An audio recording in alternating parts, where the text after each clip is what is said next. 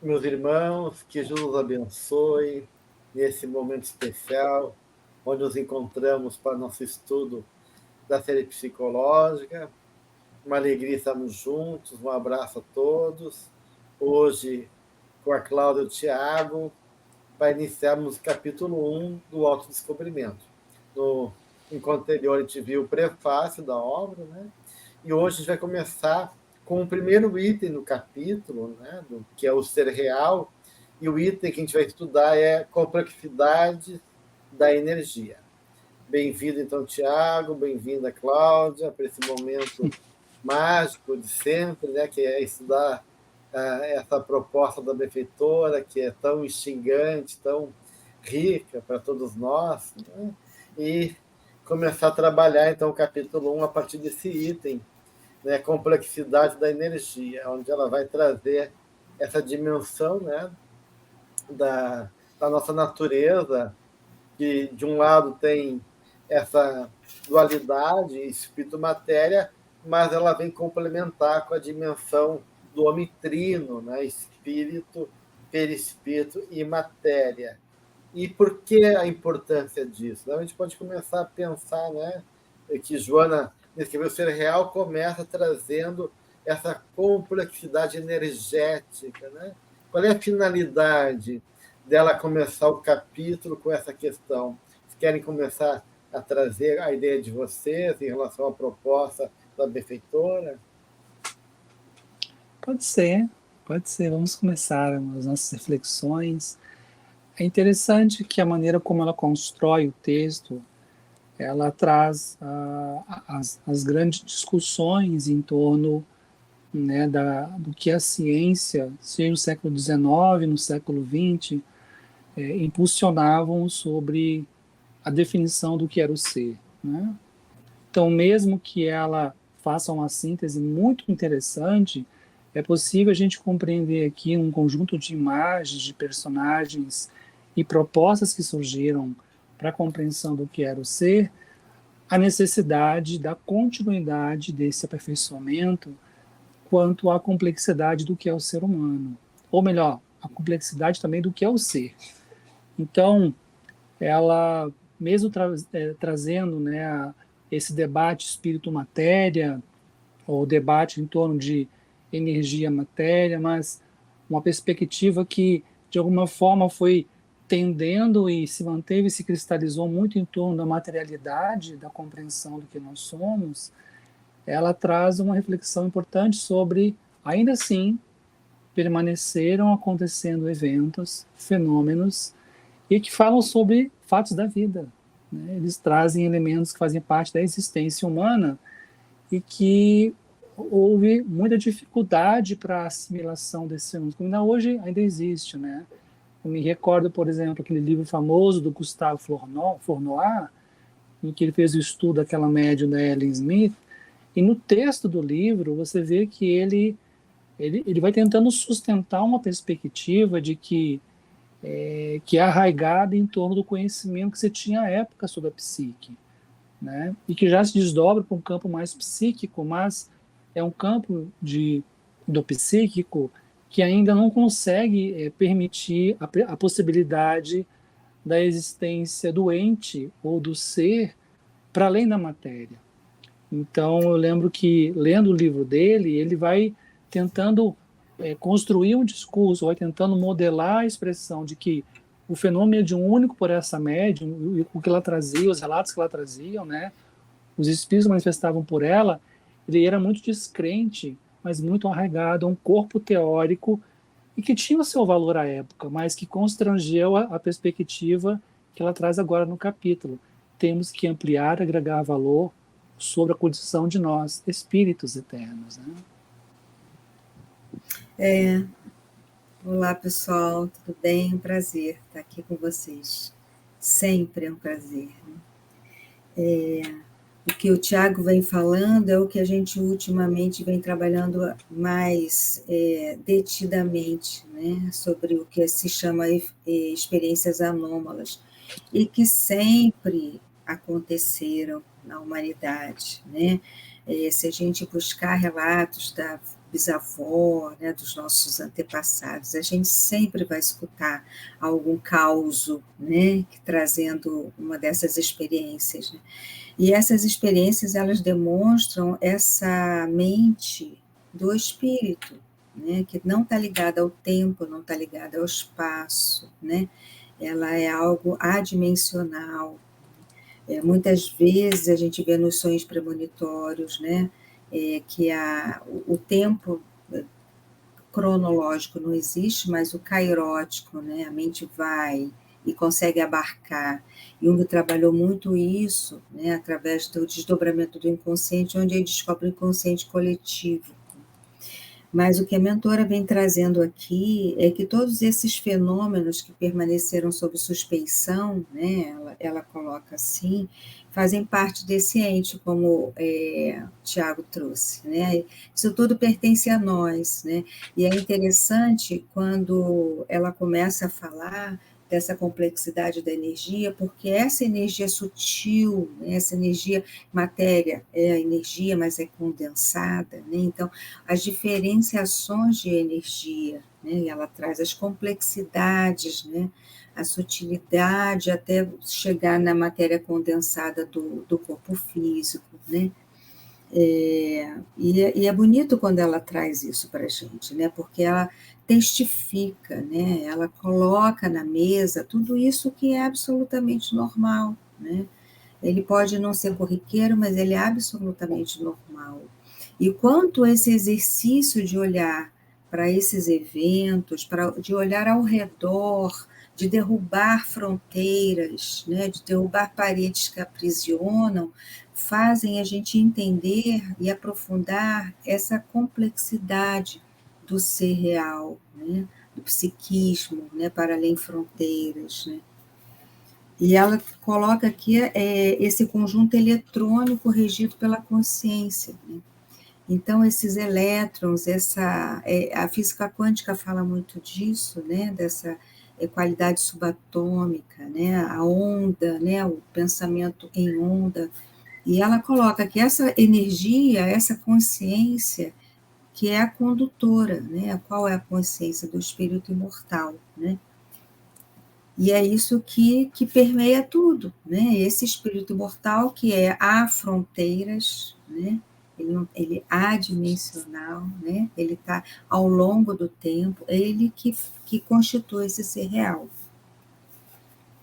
Eu acho interessante que, numa página, né, a Joana ela consegue nos dar uma dimensão, né, de toda dessa evolução histórica, né, desses paradigmas que sustentam nossa visão, né, partindo dessa visão ou dualista ou monista, né, a dualidade espírito-matéria, ou monismo materialista, apesar que tem um monismo também espiritual, né, que tudo é um psiquismo, né, e a matéria é o polo negativo de uma única realidade, que é a realidade psíquica. Então, existem vários paradigmas e que a ciência se assenta, então, nessa visão mais monista, materialista, ela vai rompendo, mostrando que esses fenômenos que o Tiago comentou, a Cláudia, né, experiências anômalas, ela cita aqui,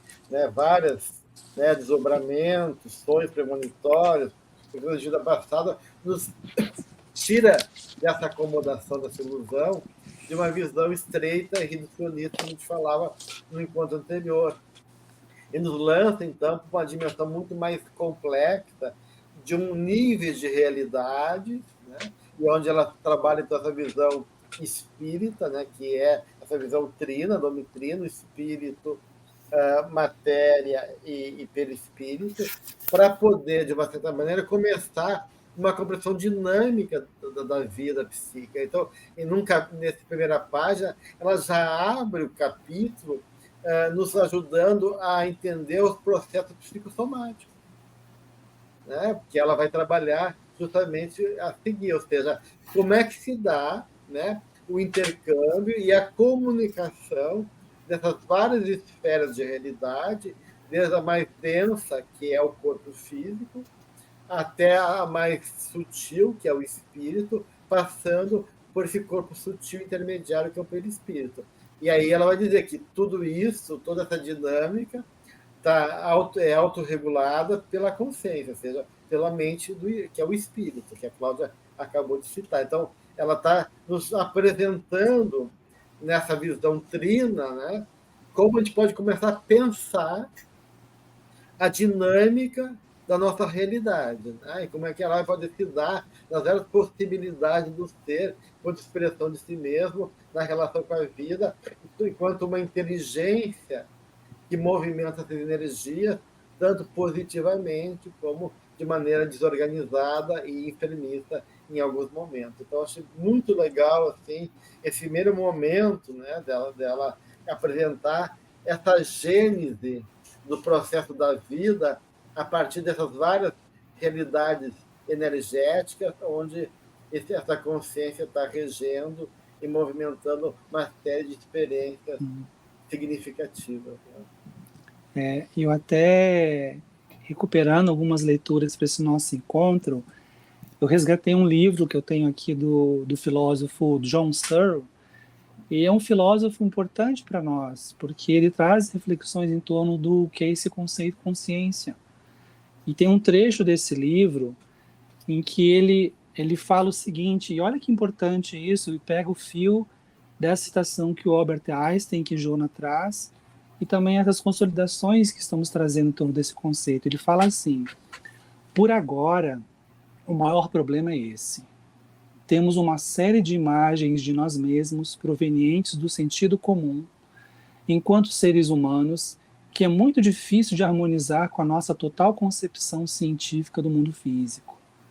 Pensamos como agentes conscientes, livres, atentos, racionais, num mundo em que a ciência nos diz consistir inteiramente de partículas físicas, sem mente e sem significado. Ora, como podemos nós harmonizar essas duas concepções? Como, por exemplo, pode ser possível que um mundo contenha apenas partículas físicas inconscientes, no entanto contenha também consciência? Como pode o universo mecânico conter seres humanos intencionalistas, isto é, seres humanos que podem representar um mundo para si mesmos? Essa pergunta ela é profunda, porque traz uma dimensão que falta alguma coisa. Tem algo que precisa ser, né, constituído para que essa realidade em que inconsciência e a presença de consciência no universo possa ser produzida e reconhecida. E está aí o espírito.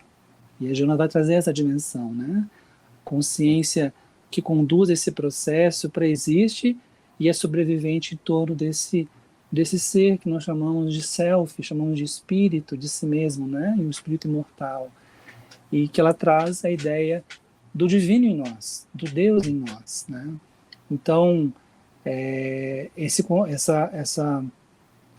nós estamos construindo uma espécie de um Joana, na verdade, né? Nós estamos seguindo o raciocínio dela. Ela está construindo uma proposta e um edifício novo em torno do qual ela orienta, torna mais complexa, mas torna mais rigoroso e mais integral o que é a realidade na qual nós existimos, né? E Kant, de uma certa maneira, responde essa questão que tu leste, né, que é uma questão filosófica fundamental, quando ele diz: é de reconhecer que existe o pensamento e existe liberdade, se a gente reconhecer que o homem pensa e que é livre, então necessariamente tu tem que acreditar que existe a realidade do espírito, que a razão da matéria ela não é de ter liberdade, de poder realmente, né, essa visão materialista que tudo é aleatório e é determinado, né? Então, se não existe o determinismo, a gente pode realmente pensar, né, e que a gente é livre, então, de uma certa maneira, a gente tem que rechegar à realidade do espírito, que é que a Jona está aqui sustentando, né, de uma maneira sintética, mas muito profunda, para poder reconhecer essa condensação, que a matéria nada mais é do que a condensação no nível mais concreto, né, de uma realidade que começa no nível sutil, que é do espírito, né, intermediado pelo perispírito. Então, existem várias a realidade ela se dá em vários níveis, né? Existe uma realidade mais manifesta do ponto de vista física, mas essa realidade manifesta física é a mais ilusória, né? É concreta, mas não é a verdadeira no sentido de que ela é essencial, ela é o reflexo, ela é o subproduto, é a expressão de uma realidade primeira, que é do espírito, né? Então ela vai falando desse processo aí de agregar partículas, de poder criar, né, com a nossa mente, mesmo de maneira inconsciente, possibilidade de construir, né, imagens, de construir realidade. Então, o espírito está toda hora, né, na sua capacidade imaginativa, fantasia, como a fonte criativa da vida, criando realidade. E o nosso corpo é uma criação, uma imagem, né, transitória de uma parcial realidade do espírito, né? Então, ela está trazendo isso que eu acho muito bonito, né, para poder realmente dimensionar o que significa isso para a nossa vida. E essa condensação de moléculas que ela fala, né, que você trouxe, que é essa materialização da coisa, né, a física quântica nos mostra que há um mundo que a gente não consegue ver, justamente pela dificuldade do nosso aparato visual, né, do nosso organismo, como foi constituído. Então, quando ela começa a nos preparar para essas diversas energias, é como se ela começasse a nos preparar para essa amplitude, né, para essa abertura de visão, de possibilidade de escutar e de ver e de receber intuições que a concretude não permite, né? A concretude ela encarcera, né? O exercício desse pensamento, né, de amplitude é que vai fazendo com que a gente desenvolva o que a gente não vê e o que a gente não ouve, né? Mas ela diz assim: na gênese da energia pensante permanecem íncitos os instintos primários, decorrentes de remotas experiências, né? Então, assim, todos aqueles automatismos, aquelas fixações, né? Os traumas desta vida e da vida passada, tudo isso fica reverberando. E o que é que a pessoa vai fazer com isso? Porque é justamente a pergunta que o filósofo faz, né? E é aquilo que a gente falou no encontro passado, né? E precisa criar esse desassossego, porque quando cria o desassossego, abre-se um espaço para aquilo que é o desconhecido. Então, o que é que a gente vai fazendo com tudo isso, né? Então, ela diz, muitas vezes o ser em crescimento interior sofre os efeitos das energias abundantes de que é objeto. Então, ele vai acumulando, né? Ele vai acumulando lixo, o lixo da cultura, né? Que não é cultura, o lixo do coletivo, o lixo dos traumas familiares passados, né? Todas as histórias vão sendo acumuladas além da sua própria história enquanto espírito mortal. E isso, ela disse que vai criando uma congestão. Eu fiquei pensando nessa imagem, né? De estar congestionado, de estar entupido, né? Quando a pessoa está gripada, ela diz, eu estou congestionada, né? Então, aquilo não tem passagem, né? É uma energia bloqueada, é um espaço bloqueado ali. Né? Então, ela vem falando de energia e quanto é importante que a gente se auto-observe nesse sentido, para que a gente não vá sendo congestionado pela ideia do outro, né? Pelo que o outro pensa que é melhor, para que a gente não vá sendo congestionado pelas histórias das vidas, né, dos nossos antepassados, para que a gente possa, então, diluir essa congestão, que isso não vai dar numa coisa saudável, né? E que a gente possa, então, deixar essa energia livremente circular, né? Porque o adoecimento é justamente uma energia paralisada, né? É a neurose, né? E aí, psicossomaticamente, é aquela energia congestionada num órgão, né? Meu estômago dói, meu fígado não está legal, né? O intestino já não funciona, né? E por aí vai. Então, ela fala, eu achei interessante dela falar dessa energia congestionada, né? E depois ela fala da energia não eliminada, né? Que é quanto é necessário também que a gente vá mantendo isso. Então, a pessoa muitas vezes fica pressionada, né? ela se autopressiona pelo que ela tem que fazer, pelo que exigem dela, né? Pelo que a sociedade solicita, né? O mundo empresarial, né? E o sucesso, né? Ela fica também pressionada pelo que a família espera dela, né? Então, ela não deixa fluir aquela energia própria dela, né? E essa energia própria se traduz em quê? No meu mito pessoal, o que eu vim fazer, né? O que eu preciso executar na minha vida, né? E na vida do coletivo. Fiz essas associações, mas com certeza tem outras, né? Quer comentar alguma coisa? É interessante porque ela vai desenvolver nesse subcapítulo, nesse item, ela não cita em nenhum momento a energia psíquica. Ela não está falando de libido diretamente, né? Mas está falando.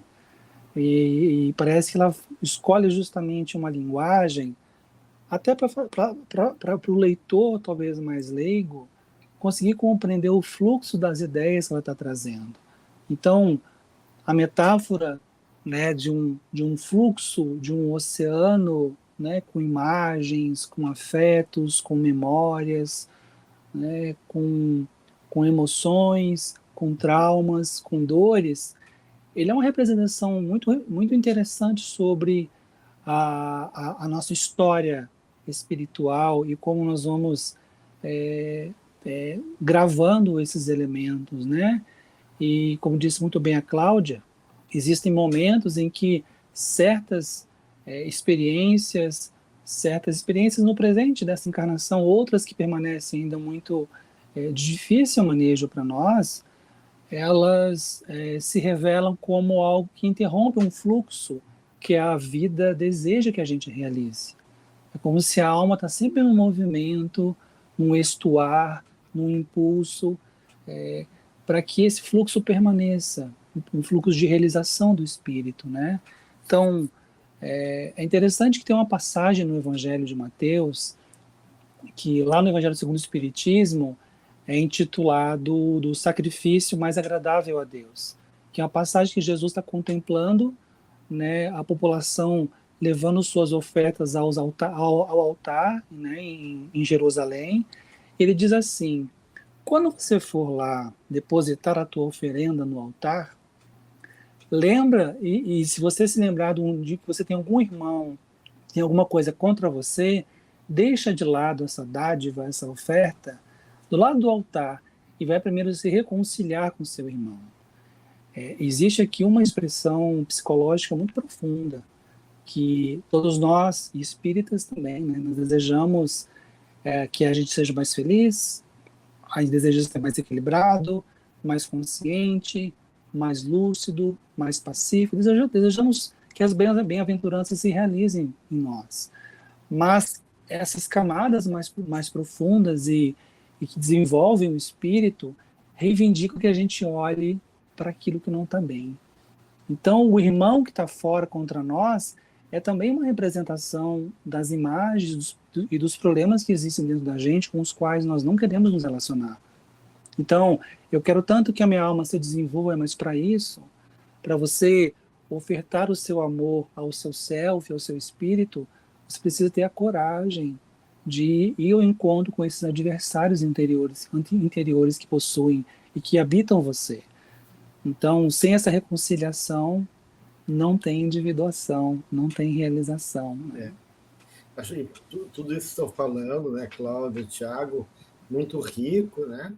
E que realmente a Joana está lançando aqui uma teoria de somatização, né? Psicossomática, né? É um termo não muito usado atualmente, né? Mas já que é comum, a gente ainda usa a questão da questão da psicossomática, ou seja, essa relação mente-corpo. Então, o que ela está dizendo aqui?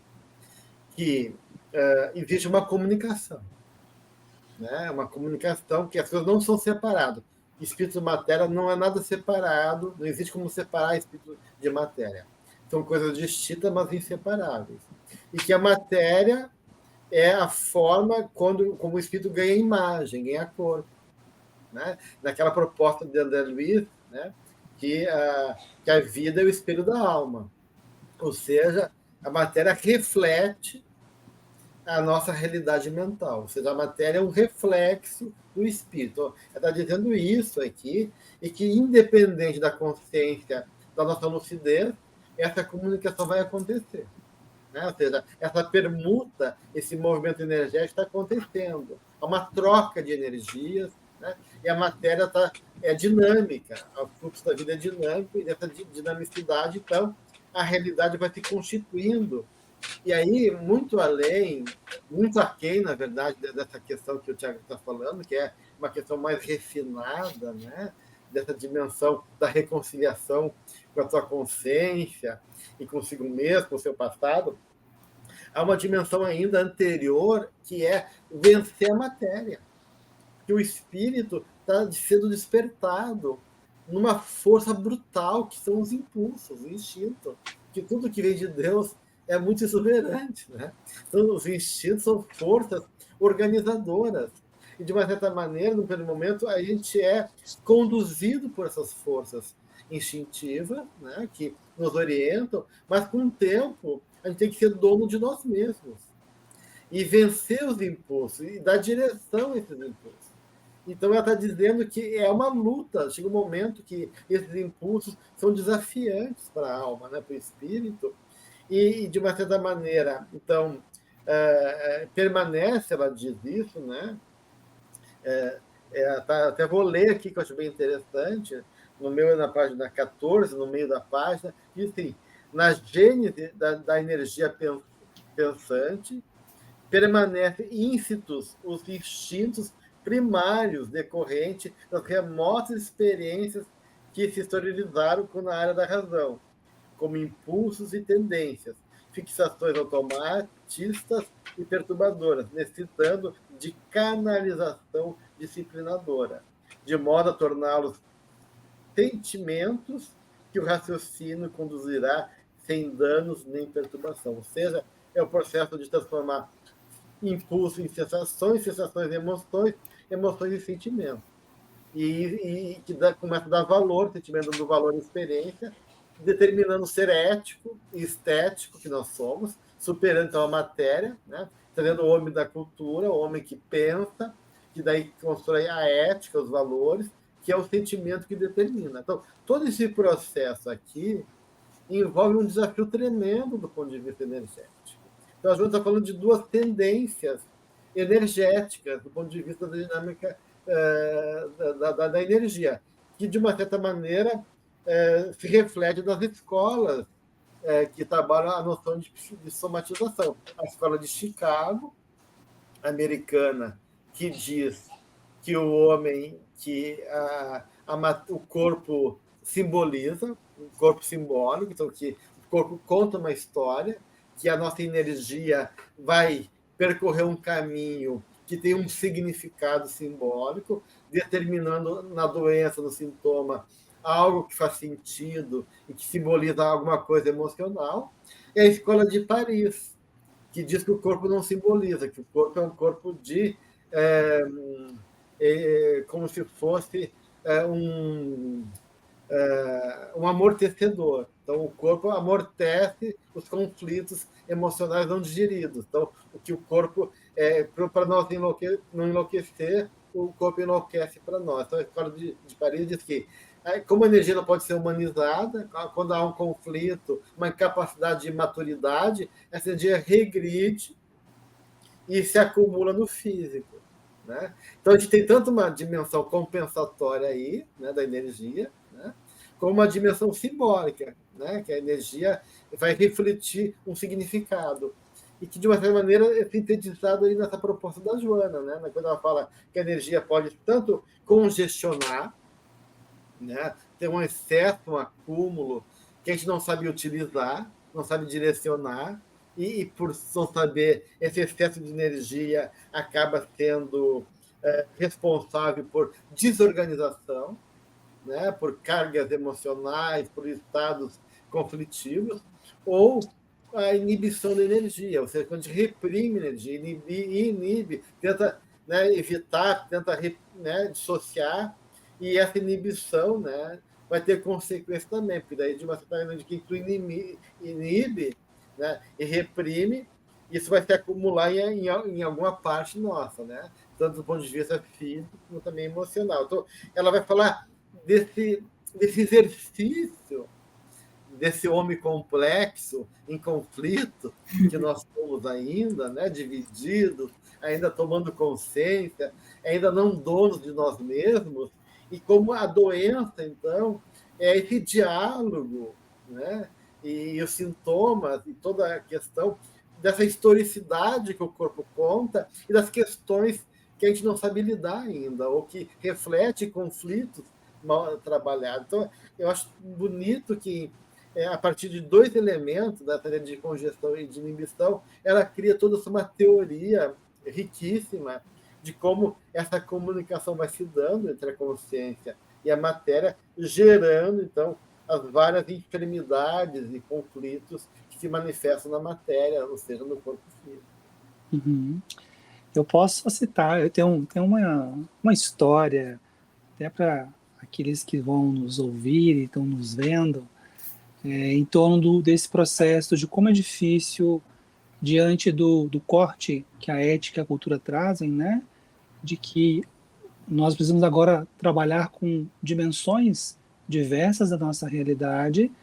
E eu acho que o texto, ele não, a Joana não fala isso explicitamente, mas para nós que somos cristãos, é muito importante reconhecermos a nossa natureza, essa ancestralidade, porque nós temos dificuldade de lidar com isso, de reconhecermos que isso é estruturante, mas não é estruturante como ponto final, é um ponto, é uma condição vírgula, e que a jornada prossegue. Então, tem um filme chamado Chocolate, em que uma mãe solteira vai com a filha morar numa cidade pequena na França, abre uma chocolateria e ela começa a mobilizar as histórias daquelas pessoas naquela cidade, uma cidade muito castrada, controlada por um conde, né, um pároco que é muito virulento, e ele passa a se incomodar com a presença de uma mulher que não é casada, que é uma mãe solteira, e que passa a despertar nas pessoas aquilo que ele mais tinha dificuldade de ter em si mesmo, que é o desejo para a vida, que é o viver, que é o gostar, que é o sentir. E em um dado momento do filme, quando ele passa em frente à loja dela de noite e vê aquilo, as esculturas, os chocolates, tudo belíssimo, ele tem um ataque de fúria, começa a quebrar tudo, e um pedacinho de chocolate cai aqui na boca dele. Quando ele toca e sente um gosto, tudo aquilo que está inibido, contido, reprimido, é lançado para fora e ele perde o controle. Ele começa a devorar o chocolate. Devorar, devorar, devorar. E é interessante que ele, depois, no processo de acordar, né, desfalecido isso daquilo tudo, entra no processo de culpa e de se sentir desmoralizado, porque aquela imagem que ele tinha perante a população do homem rígido, controlador, né, havia se acabado. Então, todos nós temos as nossas questões que a gente precisa trabalhar nesse sentido, né? Com certeza, né? E eu acho tão bonito que Joana daí nos aponta como lidar com isso. Isso é o salto que ela nos dá, que a psicologia materialista não consegue compreender, e que ela vai nos abrir possibilidades. Como é que a gente lida, então, com a nossa inconsciência, com os nossos medos, com os conflitos do passado que estão no nosso inconsciente? Como a gente pode lidar com esses dois fatores, né, que geram os distúrbios, como a gente sabe que é a congestão de um lado e a inibição do outro? Como não inibir, como não congestionar? Porque é difícil, esses caminhos acontecem à reveria do nosso ego, né? Nossa consciência limitada não consegue reconhecer, não consegue às vezes, nem compreender o que está se dando, né? Então, e ela vai dizer daí que o caminho para a gente começar a trabalhar esse processo e superar, transcender esse nível de conflito é a transformação moral, né? Então, ela vai dizer num do parágrafo aqui, que justamente eu vou ler também, né? Ela diz: a transformação moral, que é na página 15, nesse cometimento, é fator preponderante para converter o instinto primitivo em força produtora de novas energias, em vez de fomentar o distúrbio de congestão e de inibição. Ou seja, o que ela está dizendo? Gente, há muitas possibilidades. Né? Então, por que um caminho de uma carga emocional vai ir para o corpo e gerar uma enfermidade, um câncer, ou vai gerar um sonho? Quais são os caminhos dessa energia que vão gerar uma angústia, um sintoma emocional, psicológico, ou um sintoma físico? Então, ela está dizendo, olha, tem muitas questões. E aí ela fala da transformação moral, que é o que o Tiago citou. Quando for dar a tua contribuição no templo, antes, né, de dar a tua contribuição, reflita se não tem uma questão interna mal resolvida e vai te reconciliar com o teu adversário, porque isso é mais agradável a Deus e mais salutar para si mesmo também. Então, de uma certa maneira, a proposta da Joana é que, nesse processo de autodescobrimento, que é a proposta do livro, a gente possa começar a criar uma ética, seja uma consciência de valor, que possa começar a gerar possibilidades de criar um diálogo mais favorável conosco mesmos e dar uma direção, então, positiva para essas energias que são tão desafiadoras para nós. E ela dá um exemplo aqui depois, eu achei que é legal, né? Que ela fala das artrites, do reumatismo, né? Como uma forma de somatização, né? Pessoas muito rígidas ou muito violentas. Então, ela fala de pessoas que têm um impulso de violência, né? E que não sabem lidar com isso e tentam controlar de maneira a subjugar essa energia, em vez de trabalhar essa energia. Então, a gente que reprime, né, essa energia, gera o quê? Uma tensão de força, porque uma força violenta que quer sair, existe uma força que quer reprimir, que nem o pároco, lá, o padre da história do filme do chocolate. Né? E aí o que acontece? Há um antagonismo, há uma tensão de força. Quanto mais for dissociada essa tensão, mais perigoso é o conflito. Quanto mais eu evito o confronto e aceitar que aquilo é meu e reprimo, mais dissociado fica a dinâmica psíquica. Então, a consciência inconsciente, em vez de criar um espaço de diálogo e de troca, fica um espaço de polarização, de oposição. Né? E essa oposição, diz ela, né, exigindo demasiada elasticidade, gera atrito das articulações ósseas, ou seja, atinge o nível físico daí, né, dando origem às várias expressões artríticas, especialmente a de natureza reumatoide. Né? Existe um artigo de um americano, um analista americano, que fala sobre reumáticos e estoicos, né? Uma pessoa muito estoica, que se impõe, né? Sem ter a capacidade, vai gerar realmente, somatizar e gerar artrite e reumatismo. Então, a Joana está falando dessa relação da dor de alguém que está que suportar, né, uma violência e se inflige dessa dor a si mesmo. Então, de uma certa maneira, esse é um caminho, quer dizer, esse caminho pode ser evitado. Pode ser evitado se a gente poder realmente trabalhar essas forças de maneira preventiva, nos aceitando a nossa natureza, reconhecendo nossos impulsos, assumindo que isso faz parte da gente, não se julgando, mas podendo tentar entender e direcionar isso de uma maneira a aprender, né, a lidar com essas forças internas. Né? Então, essa é a proposta dela. E dela fala dos chakras também, dos vários níveis de energias. Cada chakra é um nível de consciência.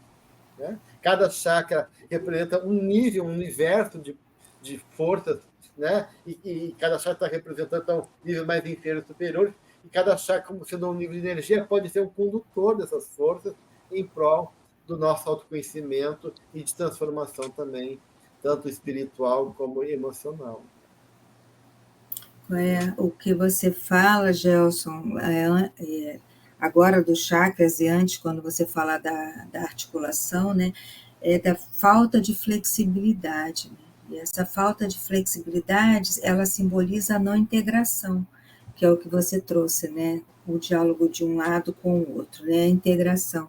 E a Joana vai nos ensinando aqui a necessidade, né? Mais do que a possibilidade, a necessidade dessa integração, desse diálogo, né? E aí eu fico lembrando das experiências de Jung, da imaginação ativa, né? De todo aquele processo dele de lidar com uma fantasia criativa, e da nossa possibilidade também de conversar com o nosso órgão, os nossos órgãos, nossas moléculas, né? As nossas células, e perguntar o que está acontecendo, né? Por que essa dor, por que esse desconforto, né? Porque essa também é uma maneira de integrar, né, num nível muito subatômico, mas é uma maneira de integrar, né? Então, se a gente consegue desenvolver essa capacidade, né, desse acolhimento, desse autoacolhimento de um órgão, né, de um sistema que não está funcionando muito bem, se a gente consegue trazer esse autoacolhimento, esse autoamor, a gente vai trabalhando do jeito que ela vai nos ensinando, né? A flexibilizar, a integrar, a unir, a não separar, né? A não ser causalista, né? Ah, tá doendo, vou tomar logo um remédio. Não, espera um pouco, conversa, né? Aguarda. Às vezes é necessário aquele movimento orgânico para poder eliminar alguma coisa, né? E encontrar novamente a homeostase, que não seja de algo de fora para dentro, né? Porque a homeostase verdadeira é aquela que a gente provoca dentro de nós, né? É lógico que muitas vezes a medicação está aí para nos ajudar, né? Ela foi criada, foi estudada, pesquisada para isso. Mas a gente precisa também trazer esse diálogo interno, né? Porque é aí que essas energias vão sendo mobilizadas, reorganizadas, né? Trazidas novamente para um novo equilíbrio. É como se a gente estivesse lembrando ao organismo de que ele já esteve equilibrado, ele pode voltar ao equilíbrio, né? É um exercício muito grande, né? E aí ela diz assim, nada se deve perder no organismo. Todas as energias são canalizadas, né? Isso é que é bonito, né? Então, nada se perde, né? A lei de Lavoisier, nada se perde, né? Nada se cria, mas tudo se transforma, né? Então, a gente vai podendo transformar dentro de nós, né? Se no momento está ruim, aguarda um pouquinho, né? Conversa, guarda que o organismo também precisa de um tempo, a energia está fluindo, você já mandou, né, ela diz assim, um pouco antes, a vontade bem direcionada é capaz de liberar da congestão ou da inibição. Então, você já mandou uma voz de comando, né? Você já fez uma reflexão, você já provocou uma reflexão para aquelas células que estão ali naquele lugar. Então, aguarda um pouquinho para buscar esse equilíbrio, né? E aí é logo abaixo ela disso, né? Logo abaixo ela diz, o eu consciente deve comunicar-se com todas as células que lhe constituem o invólucro material, né? Eu acho que é importante trazer essas duas questões aí. Está falando de dois processos, né? Uma consciente, o ego, né? Com o poder de direcionar com essa vontade, eu quero ficar bom, eu vou mentalizar minhas células positivas, posso usar a imaginação, a visualização, né? Tudo isso são recursos que nós temos, mas por trás desse ego consciente tem um ser perturbado.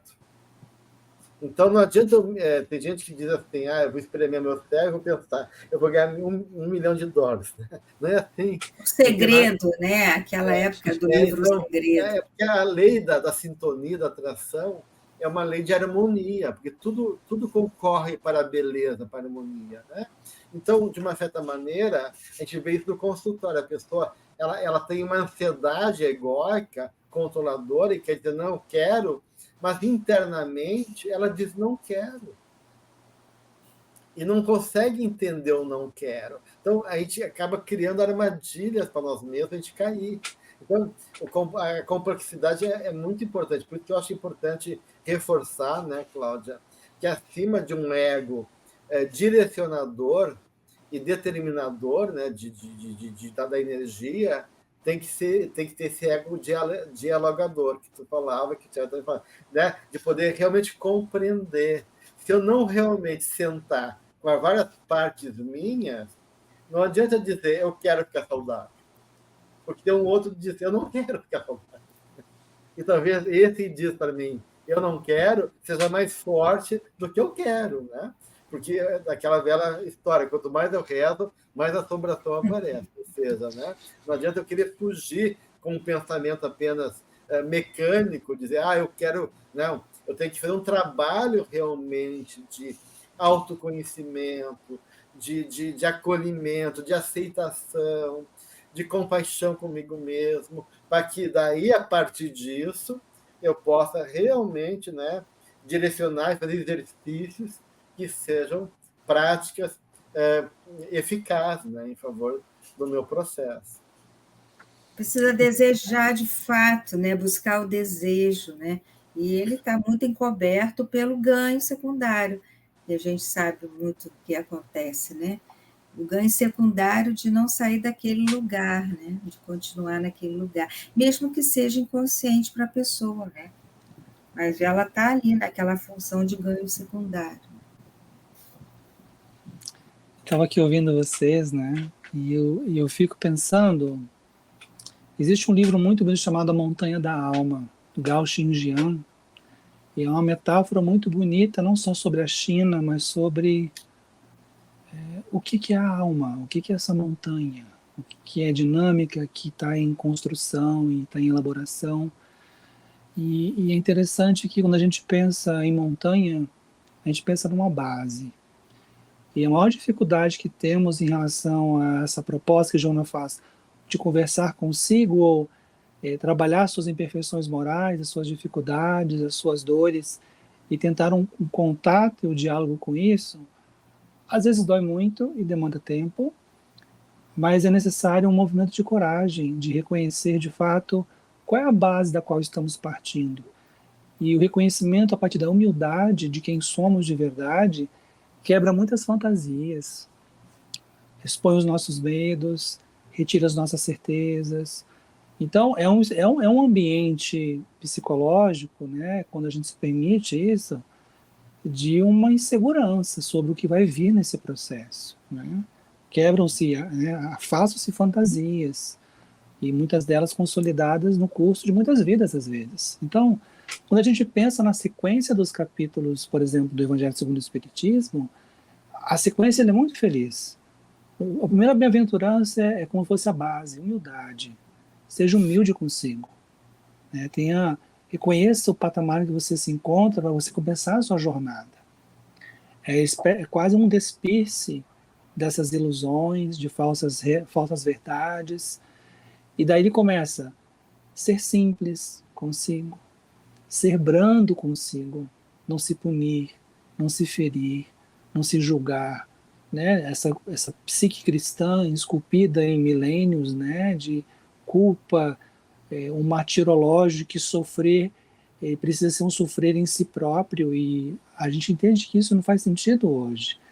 E ser pacífico, não lutar, não se degladiar consigo próprio, com essas dimensões interiores, ter misericórdia, perdoar-se, né? E amar a si mesmo, no sentido de cuidar dos cuidados de si.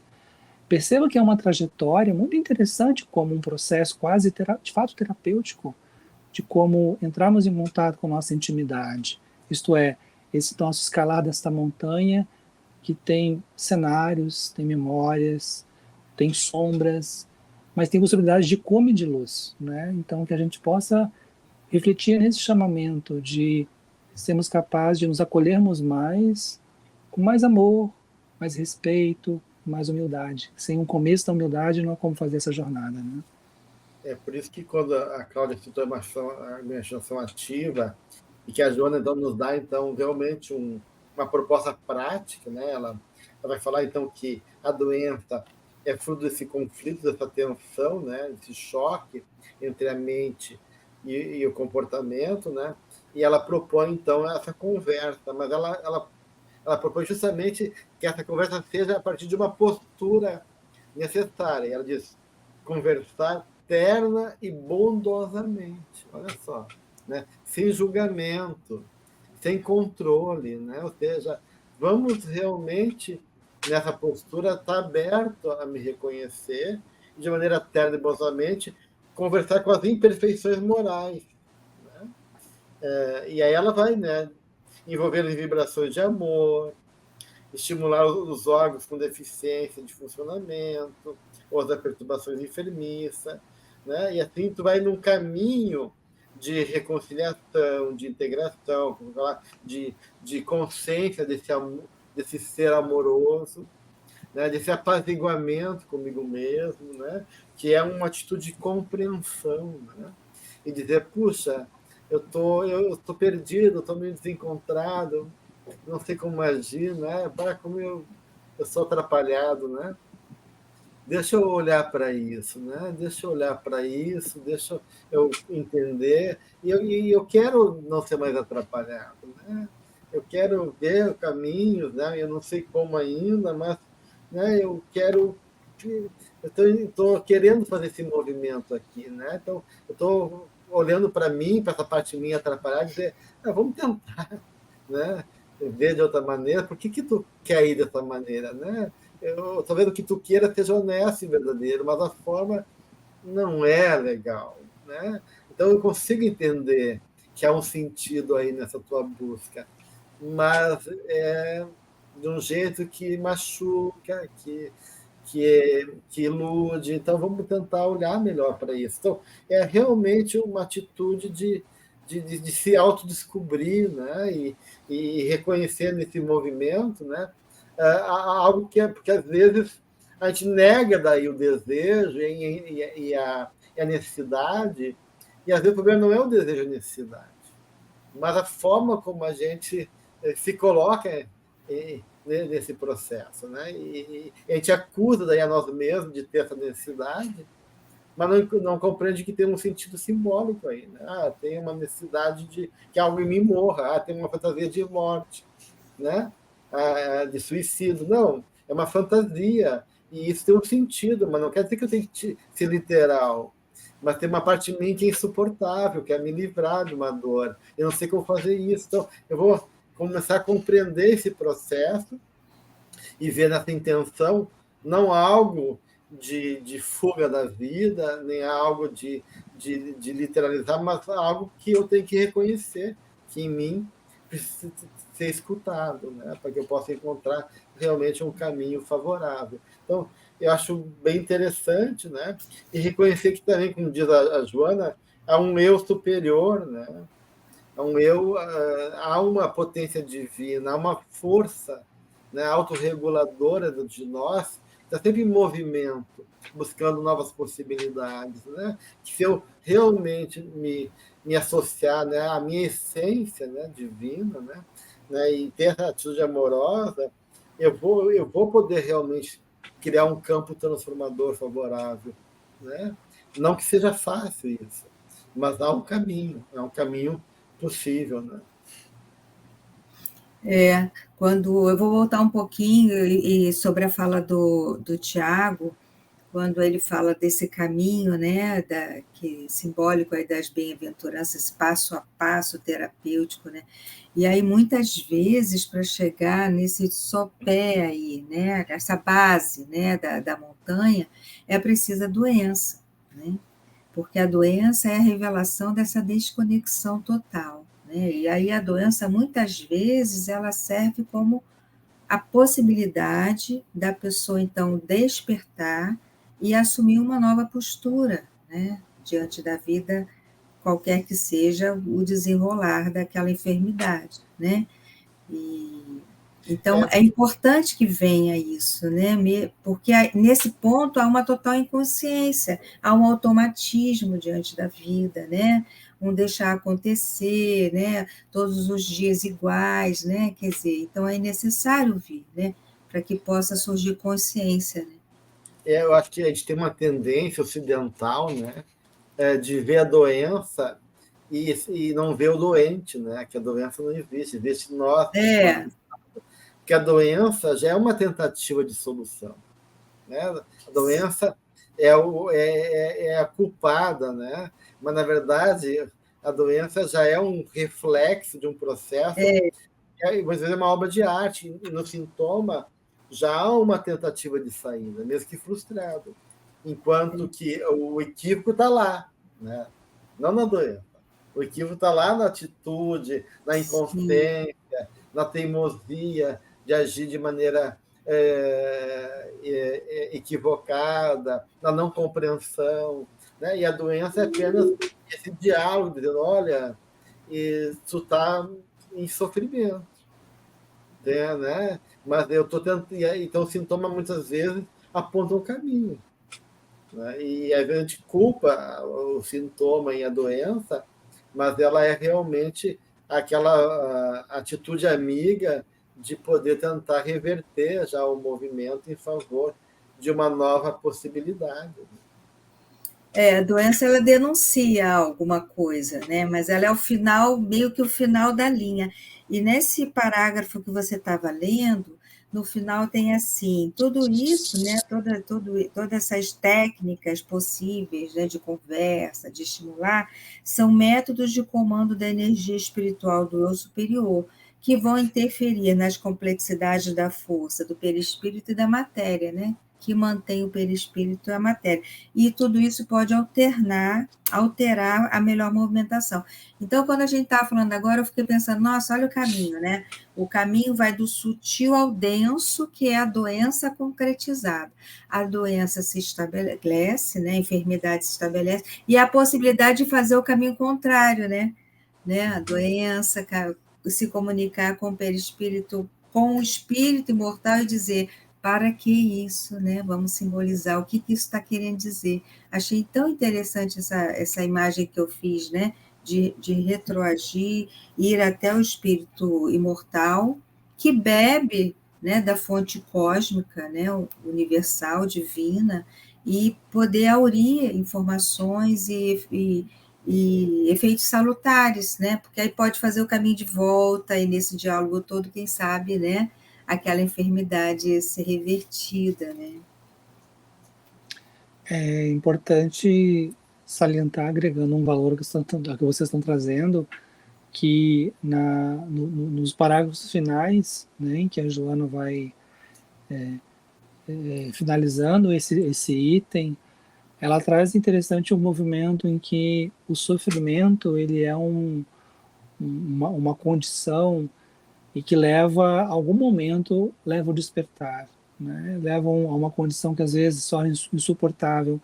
Eu me recordo das várias vezes em que, atendendo, né, irmãos e irmãs desencarnados, que inicialmente pareciam muito seguros de si, escondiam feridas muito profundas, e que num momento muito singular de um contato, de uma palavra, de um acolhimento, parece que aquilo é tocado, e eles dizem, eu não suporto isso mais. Mas são falas que se respeitam às nossas próprias condições, em que não é que é necessário o sofrimento, né? Mas a ideia de que esse desgaste, essa continuidade de um viver inconsciente, ele vai levar a problemas, né? E em algum momento ele, como fala Joana, há uma condição finalística, há uma condição que não pode ser interrompida, de que vai surgir um despertar. A alma, mais cedo ou mais tarde, ela vai encontrar, né, aquilo que faz com que ela compreenda conscientemente um fluxo de reequilíbrio e de constância no equilíbrio, né? Que é viver com mais saúde, com mais responsabilidade, viver com mais ética, viver com mais amorosidade, né?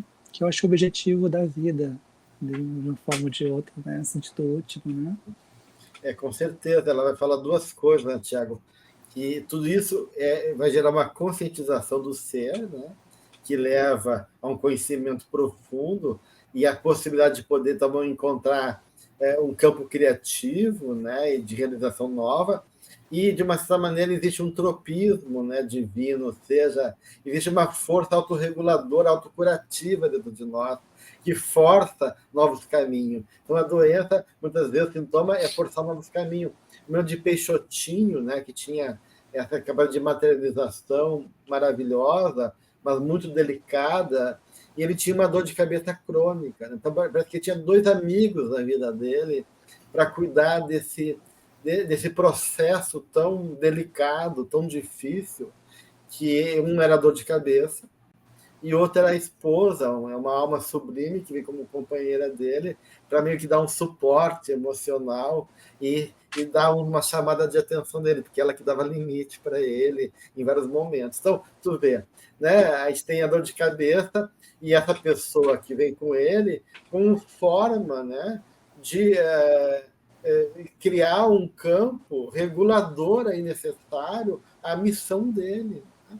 Então, muitas vezes, esses processos orgânicos servem mesmo de um processo homeostásico, né? Ou mesmo compensatório, ou mesmo provocador de consciência, de cuidado. Puxa, olha, eu tenho que estar atento a tal coisa, né? A minha cabeça está doendo, então tem que me acalmar, tem que vigiar meu pensamento, tem que, sei lá o quê, né? Isso no processo do Peixotinho. Mas eu acho que isso tudo mostra realmente, né, que, apesar dessas tensões, né, que geram tanto a congestão e inibição, é um movimento que aponta para um processo maior, que é a busca da harmonia nesse processo de tomada de consciência e dessa força divina autorreguladora que busca, de uma certa maneira, aquilo que ela chamou do progresso, que é a lei da vida. Né? Então, tudo concorre em favor da alma. Isso que eu achei importante a gente reconhecer aqui, né, com a proposta da benfeitora. Bem, estamos nos últimos, estamos já com o nosso tempo esgotado, mas se tiver alguma coisa para finalizar esse item. Eu só queria dizer, eu fiquei pensando uma coisa que eu queria compartilhar. Nós que estamos aqui agora, né, compartilhando essas ideias, e quem vai nos ouvir, que nós pensemos que esse processo ele tem um tempo e que a gente não tenha pressa no sentido da angústia, da ansiedade, o para ontem. Eu acho importante começar, mas entender que as transformações que ela descreve nesse subitem, né, são transformações que vão nos demandar, às vezes, muitas vidas, mas que precisam começar logo, agora, porque a Joana, ela traz em outros textos dela, sempre um movimento de acreditem, se esforcem, vale a pena, né? Não se martirizem, não se machuquem, né? Cuidado com a culpa, cuidado com a autocomiseração. Então, assim, comece o processo e que isso é uma jornada. E jornada, a gente imagina uma imagem, por exemplo, imagem que vem uma longa jornada por um caminho que é muito vasto. Mas temos que começar. Né? É isso. Muito bem.